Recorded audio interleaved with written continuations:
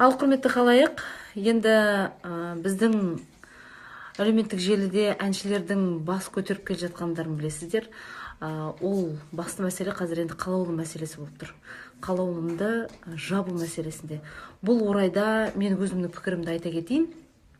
Расымен де мен бұл бағдарламаны көрмеймін, бірақ арасында осы мына интересныйлардың ішінде осы қалаулымның жаңағы кішкене кусоктары жүреді, видеолары жүреді. Сол енді сол арқылы бағдарламаның қандай екендігін приблизительно білемін енді.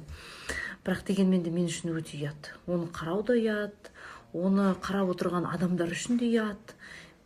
Неге осы бағдарламаны барлығымыз бірігіп жаппасқа? Енді біздің қазір енді билік басында осы бағдарлама жабылсын деп айтуға біздің ешқандай да қазір құқығымыз да жоқ, былайша айтқанда сөзіміз де өтпейді. Бірақ біз қайтып жаба аламыз? Сіз көрмеңіз, сіздер көрмеңіздер, бәріміз көрмейік. Міне рейтинг бермегеннен кейін бағдарлама міндетті түрде жабылады. Сол үшін барлығымыз бірігіп осы бағдарламаның рейтингін түсірейік. Ең бірінші рейтинг түскен бойда сіздер міндетті түрде осы бағдарламаның жабылуына куә бола аласыздар. Бұл мәселе біздің қазақтың менталитетін бұзып жатыр. Бұл бағдарлама біздің қазір қыздарымызды бетбақтыққа үйретіп жатыр. Бұл бағдарлама қазір жігіттеріміздің өздерінің намысын қорғай алмайтындыққа үйретіп жатыр.